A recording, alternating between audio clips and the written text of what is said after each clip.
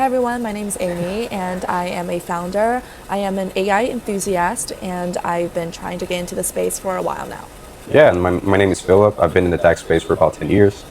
I am what you can consider a technical person. Love AI, love technology, and would love to explore, the most interesting AI stuff, the technology stuff with you guys. So today we are recording the last week of June 2026 and the pace of AI news this week alone was enough to fill the entire season. So Five Eyes intelligence agencies are warning that AI-powered cyber attacks are months away problem. Can you tell me more about the cyber attack? What does that even mean? Yeah.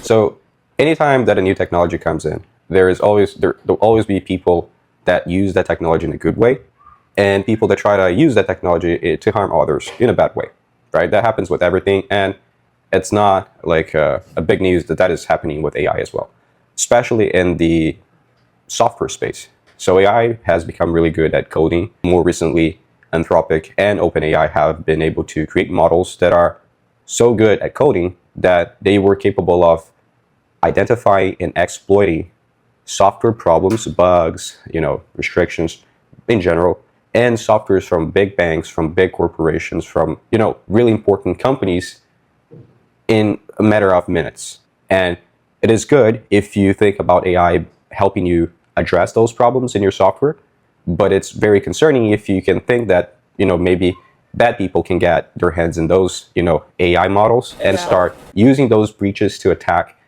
companies, governments, and so on. So that's kind of why this is a big thing. Because of the progress of AI, the problems related to softwares, bugs, those kind of things will probably, not that they will go away, but they are very close to being solved in a better way than humans can alone. Does that make sense? Yeah, that does make sense. And I do understand, AI is so much better at coding and they will take over a lot of things, especially to the AI cyber warning type. But then the agency did specify that it will be a months and not years problem. And because of this compressed timeline that, for example, my business is not ready for, what do you think the compressed timeline actually means for a business who doesn't have a major infrastructure target? Well, first of all, you need to understand that whenever you think of buying and using software, you must also assess how that software is built in the backend, right? Who is the team building it? Are they really focused on ensuring that that software is safe or not? Those are the things you should take in consideration while you buy it. But if you have your own software that you've developed or your team has developed, it is really important for you to instruct your team to be part of this AI change that is happening, especially in cybersecurity, so they themselves can apply those changes and those updates into your own software, so you are protected and you can benefit from AI as everybody else. I see. And talking about team building and also working with teams in AI, I received news that Claude Tag has launched in Slack. And I feel like that could be such an interesting space because so many companies operate on Slacks and Discords and these communication channels. How does Tag help Slack and workspaces in Slack? The user interface that people associate with AI as text, where you access and you talk directly with the AI. That's very non-collaborative, and it's the first version of it. But at the end of the day, if you think of AI as something that automates tasks, like complex tasks in general, and you think where this would be useful, you ended up thinking about companies. But companies have many people working and collaborating together, right? They could use AI individually, but now that Claude is on Slack, they can use that in a more collaborative and natural way.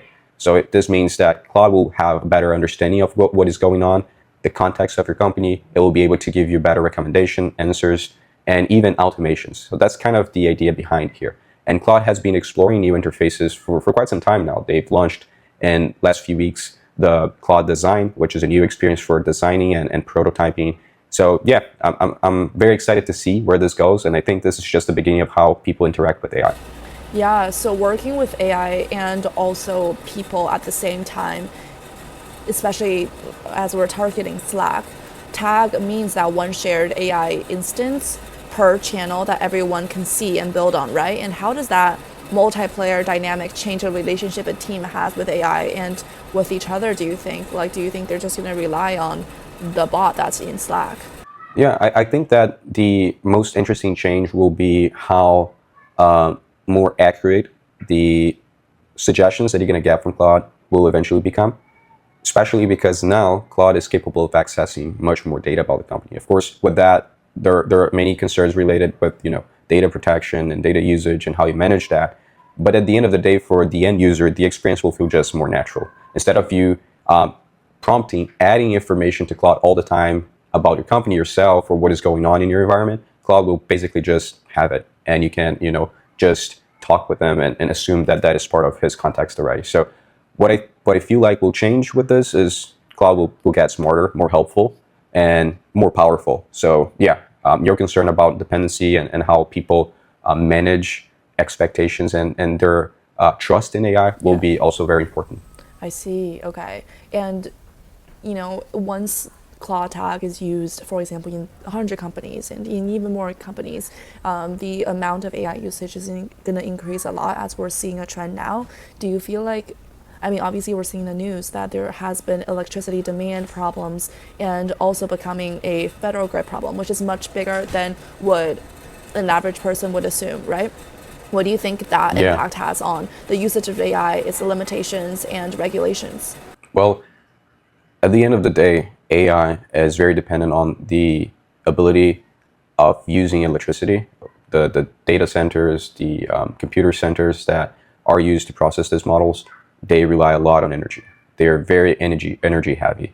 And that is growing super fast because the demand for AI is growing super fast. And the problem with that is that everything related with infrastructure usually goes slower and grows slower and adapts slower to the actual demand of the market. The demand of the market is super fast. People love a product now, it explodes. ChatGPT surpassed 1 billion users recently. So the demand fluctuates and changes really, really fast. But the infrastructure, the relying infrastructure that basically supports all of that doesn't. And that's where I believe most of the problem relies, because as you can imagine, the same applies for telecom, for Wi-Fi, for even electricity in general. Those infrastructures must be constructed. They take time, they are heavy, they take a lot of money. Most of the times, or I should say, a lot of times they're not profitable and require government intervention and investment and subsidizing. So all of that is happening now with AI because AI is growing so much. And you should expect from the government to be more involved as it becomes more interested in AI, as it is happening right now. Okay, and I understand that the government will be more involved, and data, as you mentioned, data centers are basically the catalyst here, but the effects can hit local electricity problems for everyone, right? 100%. And because of that, and because of, for example, electricity problems and also government regulations, how do you think a small or a ordinary business should be worried? Should they be worried, or is there a sense of urgency? Oh yeah, I mean, at the end of the day, when more people or more companies start using energy and the supply of energy stays relatively the same, the price will go up. And that is already reality for a few places in the United States. And as AI starts getting more popular and the infrastructure supply starts following that path, you should see a discrepancy in price for quite a while. So yeah, I would definitely pay attention to that, especially the tariffs, the regional tariffs, and how they're affecting your electricity bill at the end of the month. Wow, okay. That's crazy how, just a normal person or normal company's everyday AI usage to help them increase this electricity bills and how this cycle lapses. Yeah, the market is crazy. It's very complex. Yeah. Thinking about AI and AI's consumer use, Meta just dropped 299 AI glasses, which we never thought would be possible because with the technology, with the camera, with the intelligence, it's only for enthusiasts, right? I never, as a consumer, thought of buying it until yesterday. I saw Kylie Jenner dropped her own version of AI glasses. They're trendy, they look amazing, and they are affordable. So dropping these 299 glasses puts them in a mainstream consumer territory. So at what price point does a technology go from enthusiast toy to genuine workplace tool, and how do you think this will work as a workplace tool? Yeah, it's very interesting, and I think there are many interesting ideas that can be explored here. First, I think that these AI glasses is a very good example of something we've mentioned before, which is the tendency that now AI has to migrate away from the chat interface and getting to more practical interaction interfaces. And I think probably the glasses will be a good one. And I say probably because it's super early, and there are many elements within this space that require a certain threshold of people using it. Especially when you think about Meta. Meta is a very social-focused company in the sense that a lot of their products rely a lot on the network effects. Many people using it, talking about it, producing content. So I'm pretty sure that releasing a more accessible glass has something to do with those strategies, and I believe that is good at the end of the day.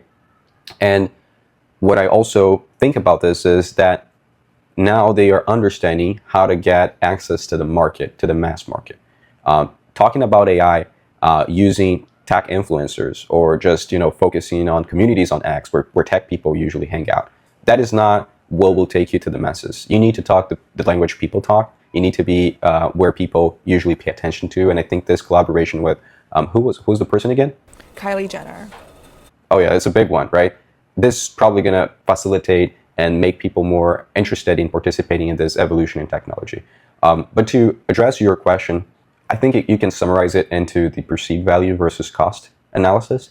Cost being how much it costs you to acquire that product, how much it costs you for you to use, cost opportunities that you miss because of you're using that tool. So when I say cost, I mean the general cost versus the perceived value. How much do you think that brings the value to your life? And there are many different ways you can analyze this. You can even go for like more psychological stuff like the Maslow pyramid and stuff like that. But at the end of the day, there are many, or at least there are a few researches that talk about how new technologies evolve and get adopted by the mass market.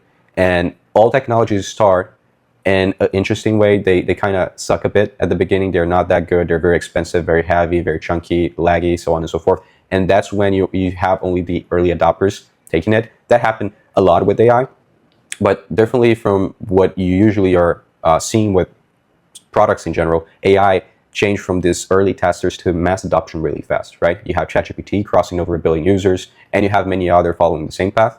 I believe that Meta is trying to do the same thing with Meta glasses. They are not as popular as softwares like ChatGPT, but they have a big potential, and I think creating a more accessible version of it is just the right move for doing that. Does that make sense? I see, yeah. So obviously they're more accessible, which means more people can use it. And these devices, they can record discreetly. And most workspaces or even, out in the general public don't have those policies for them yet. And so who's responsible for closing this gap? Like regulators? And how would privacy work in that sense? Well, yeah, that's the question everybody's asking, especially people from tech themselves.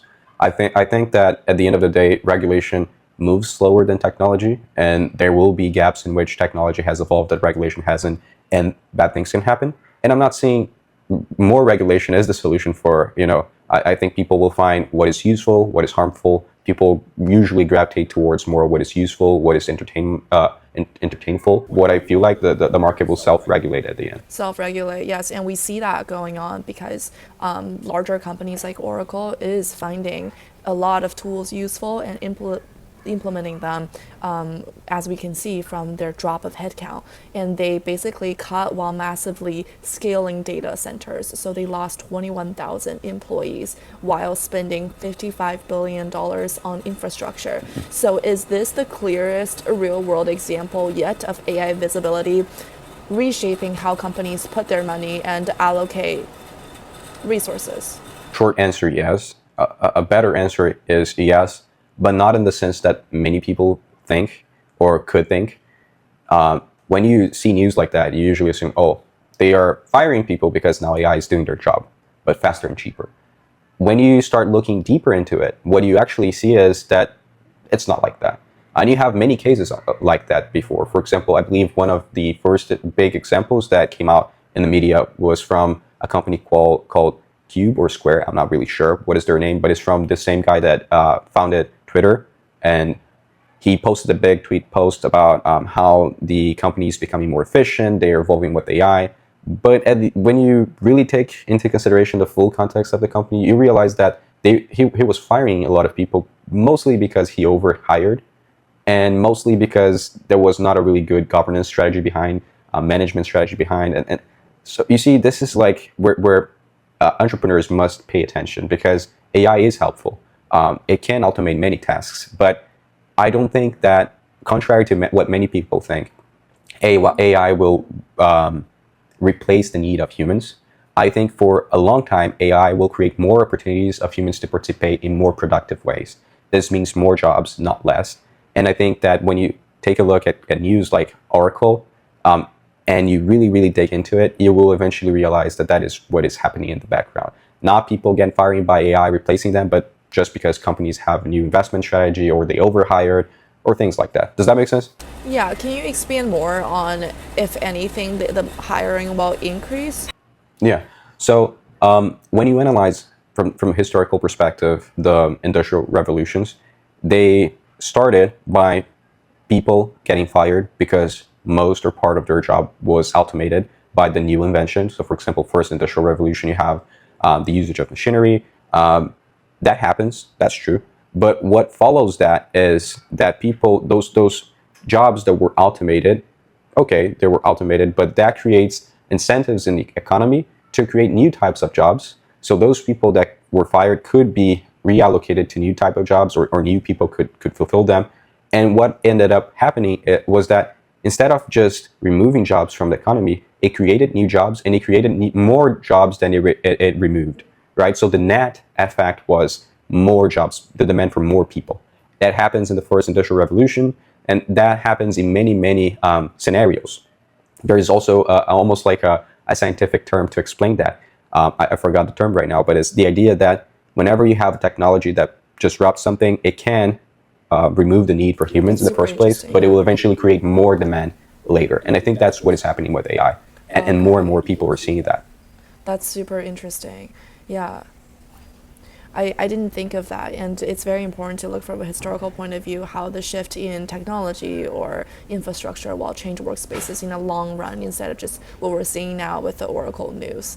We did see that obviously the machines did increase, the demand in the workspace, but also helped us, right? So in the Oracle perspective for businesses that depend on the company, what does a shift from people to infrastructure mean currently in a short-term sense for the quality of support and services they can provide? Well, you should expect decrease in quality of service because, well, the main provider of service is the human capital, and AI, even though it could automate part of it, has been slowly evolving to do so effectively, and you still see many examples of like AI chatbots that are supposed to have people in support, but are very dumb or do things that are not expected, like creating code. But you should also eventually see more accessibility, because when you have automation, you have decreasing costs, and you have the ability to provide that to more people for the same margins or even better margins. So at the end of the day, I see that as a good change, as a good update.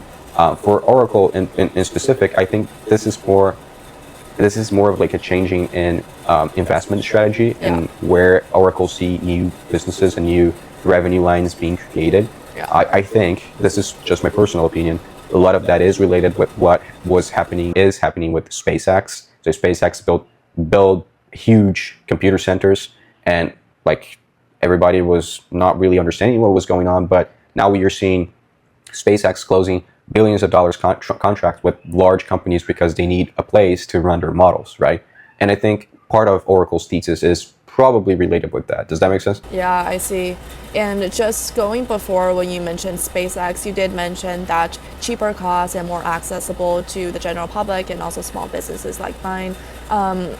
What is the news with a new raise for AI inference? Because I see now as a trend, the investors are chasing for what you were just talking about, like running models fast and cheaply instead of bigger ones that take so much space and investment. Does that suggest a model building race is slowing down, or what does this 1.5 billion raise for Bastons mean?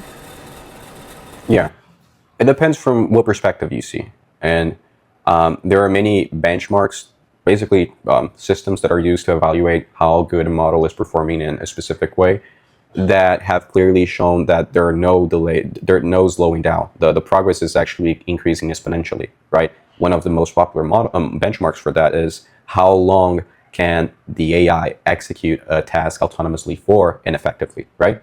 And the time is increasing exponentially. And there are many graphs, and I think we can display one here in the screen that shows that. It's really, really impressive. But you also have the market demanding more, how can I say, proof that these companies can actually deliver on the big promises they're making. I mean, we never had, I believe, in the history of the market, that many potential huge IPOs before. So you're talking about super early companies or very early companies that don't have that much of a track record revenue-wise, IPOing for trillions of dollars now and getting billions of dollars in investors' capital. And that money needs to translate somehow in growth, right? But how they're going to grow. So I think the market is gradually shifting towards optimization. It was very happy about the new possibility of what AI can bring, but now it's focusing on let's make this possibilities actually materialize into actual revenue, profits, and with that you of course have companies focusing more, ensuring they can charge fairly and not subsidize that much their models, so they can have actual profits and Yeah. start creating something that is closer to a sustainable operation. Yeah, no, talking about profits and how AI use turns into value, right? One side is AI companies trying to generate profit. Another side is companies who use AI trying to generate profit. And I did see this really, really interesting data about how 74% of professionals use AI weekly, but 91% say that companies are underperforming on it. So what is creating the gap between adoption and actual results with these companies that use AI right now? Yeah, well, many things. And I think this is really important for the small business owners, small and mediums, because AI is cool, AI is interesting, AI has potential, but being able to effectively extract that potential is what separates the successful company in the future from the ones that will probably phase out or be very slow or not grow as they could. And I think this is where we should focus our attention, being, entrepreneurs, being business owners. How can I truly leverage AI in what AI is actually good at? And I think there are many, many ways. But the idea is that we have a lot of adoption. We have people that adopt AI in companies, even if the company doesn't necessarily permitted them to do so. But they haven't had a strategy behind on how to adopt it, how to integrate the systems, where the bottlenecks are that AI could solve in order to truly implement AI in a way that can generate value. And more that is happening, and more companies are paying attention exactly to, because of the things we've been talking about AI increasing their prices, right? You have many news of companies that have decided to stop using, for example, Anthropic. I believe GitHub did that, and I believe Uber did that as well, because they were paying too much per engineer or per employee in token usage, and that's where I think the market is heading towards. Oh yeah, AI is cool. You can use a lot of AI, but let's start focusing on the return on investment. AI costs real money and more money. So let's start understanding where can we leverage AI, where it makes sense, how we can do that smartly, because there are very expensive models, there are cheaper models, there are open source models, and how can we access a strategy that is focused in the future and actually points our company into being able to leverage AI, but doing so where it matters.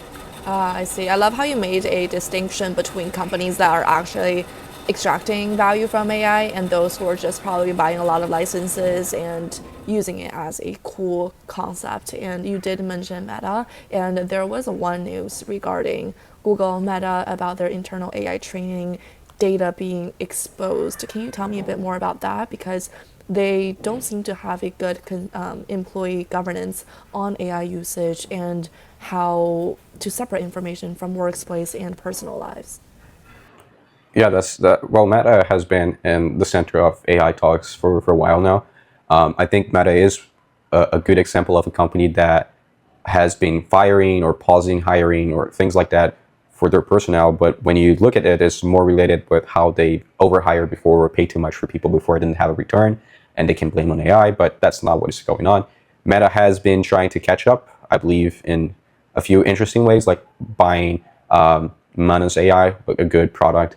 They also acquired the company, I believe, I forgot what is the name of the company, but it's that company from Alexander Wang. I believe that's the name of the founder. And they are now trying to use their own personnel to get more data, reliable data, and training their models. I mean, that's what it is, right? And what they did was create a system that all their employees would use in their computers that would track everything they did, like the clicks, what they typed. And I believe, if I'm not mistaken, even take screenshots of their page and photos of how they were like looking at the computer and stuff like that. So it was very invasive, and not, I mean, I know you can think, oh yeah, if they were doing the right thing, if they were working, they wouldn't care. But just imagine yourself working 8 hours a day and having someone paying attention to you all the time. It's not very comfortable. So a lot of employees in that started complaining about that, and they didn't like it. And turned out that I believe part of that data leaked or was being accessed by some employees in not very good ways. And that's where I think that's like the pinnacle that forced Meta to pause or rethink this program. But I think this points out to something even more interesting, Amy, which is the idea that we are now moving away from an AI that learns purely from factual data that you can easily find in the internet, like books, articles, social media posts, and gradually, or at least trying to gradually move into procedural data, which is basically description of processes, how you do things, how you act in the real world. And I think this is really interesting because when companies fully unblock this current block in the AI industry, that's when you will have truly useful models. I mean, models are really, really useful nowadays, but they are useful in answering questions, searching. If you try to implement a model to fully automate something that is very complex nowadays, that's going to be a bit hard and not very reliable and maybe slow and very expensive. So I think Meta is trying to get more data on how the people do things. They are with the right focus. They need to do that if they want to catch up. But the way they did it was not very cool, and I think it backfired. Yeah, well, that's messed up. And the Stanford commencement, everyone walked out on the Google CEO. I don't know if you saw, but yeah, it's just a super interesting space now. And also the ways that C-suites are navigating governance and privacy issues regarding employees, and also usage from consumers. And if there's any one thread running through everything we've covered today, it's that AI is no longer something happening in the lab or on a roadmap. It's in your Slack, it's in your face, it's basically straining the power grid also, and it's reshaping headcounts at some of the biggest companies in the world, even though, you know, some might be short-term and we see turnaround in the near future. The gap between organizations winning this technology and the ones that are just paying for its widening is growing fast. So the question isn't whether AI is going to affect your business. It already is, from as little as electricity costs that you never thought would be affected by AI. I think whether it is, you know, something you're intentional about or not, it is very important to pay attention and also implement AI in a smart way so this fancy and cool thing can turn into actual value. I couldn't agree more. I think that it has already impacted your business, even if indirectly. And if it's not impacting your business directly, I think you might be missing out now, and you will definitely miss out in the future. And yeah, that's a clear line I want to draw here. That AI isn't a technology that is good to have or cool to think about or cool to learn, but it's a technology that can truly change how you operate your business, and should change how you operate your business to a better future. Not like this dystopian ones, but a really good one where you can offer better services or products for better cost, better margin, even potentially hire more people in different ways. Yeah, 100% agree. And thank you, Felipe. It was so nice chatting with you. And thank you guys for listening. We'll see you next week. Yeah, see you next week. Bye.